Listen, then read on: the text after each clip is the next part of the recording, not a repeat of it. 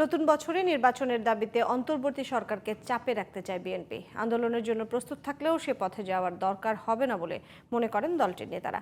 একই সাথে সব ধোঁয়াশা কেটে দেশে গণতন্ত্রের সুবাতাস বইবে বলেও আশা তাদের। ইউসুফ রায়হান ও ইমরান হোসেনের তোলা ছবিতে রিপোর্ট করেছেন মনিরুজ্জামান। প্রায় ১৫ বছরের একনায়কতন্ত্র থেকে গত বছরের ৫ আগস্ট মুক্ত হয় দেশ। ছাত্র জনতার অভ্যুত্থানে আওয়ামী লীগ সরকার পতনের পর পালিয়ে যান তৎকালীন প্রধানমন্ত্রী শেখ হাসিনা সহ হাই প্রোফাইল অনেক রাজনীতিবিদ ও সরকারি আমলা। ডক্টর মোহাম্মদ ইউনূসের নেতৃত্বে ৮ আগস্ট গঠন করা হয় অন্তর্বর্তী সরকার।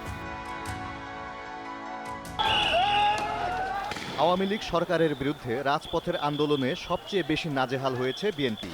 অভ্যুত্থানের পর দ্রুত গণতন্ত্র ফিরে পাবে দলটির নেতারা এমন প্রত্যাশা করলেও অন্তর্বর্তী সরকারের সংস্কার উদ্যোগে নির্বাচন নিয়ে ধোঁয়াশা তৈরি হয়।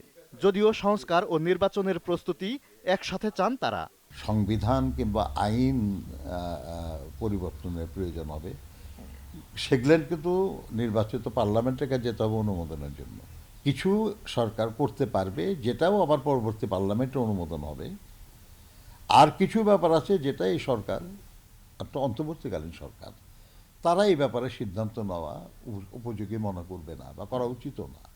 ইমিডিয়েট যেগুলো দরকার, সংস্কার প্রয়োজন, এবং এগুলোর সাথে সাথে নির্বাচনের প্রস্তুতি এবং নির্বাচনের তারিখ দিয়ে তার জন্য নির্বাচন কমিশনকে, সরকারকে এবং জনগণকে এবং রাজনৈতিক দলগুলোকে প্রস্তুতি নেওয়ার সুযোগ দেওয়া এবং সারা দেশটাকে নির্বাচনমুখী করে দেওয়া।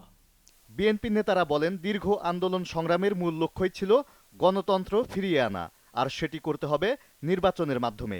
তাই নতুন বছরে নির্বাচনের জন্য অন্তর্বর্তী সরকারকে চাপে রাখতে চান তারা।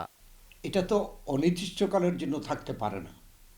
তাই আমাদের এখনও দৃঢ় বিশ্বাস যে তাদের সমাধানই হচ্ছে যত দ্রুত সম্ভব নির্বাচন দিয়ে নির্বাচিত সরকারের কাছে ক্ষমতা হস্তান্তর করে ক্ষমতা ত্যাগ করা।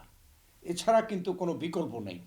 অতএব আমরা এখনও মনে করি না যে সংগ্রাম আন্দোলন করতে হবে, কিন্তু আমরা চাপ অব্যাহত রাখব। এই সরকারকে বিভ্রান্ত করারও কিছু মানুষ আছে, তারা নানান রকমের কায়দা কৌশল করে সরকারকে তার যে দায়িত্ব, সেই দায়িত্ব পালনে বাধাগ্রস্ত করার চেষ্টা করতে পারে। তাদের বিরুদ্ধে আমাদের লড়াই চালায় দিতে হবে। সংস্কারের জন্য বেশি সময় নিলে স্বৈরাচারের ফিরে আসার পথ তৈরি হতে পারে বলে মনে করেন বিএনপি নেতারা। Moniruzzaman, GTV news, Dhaka.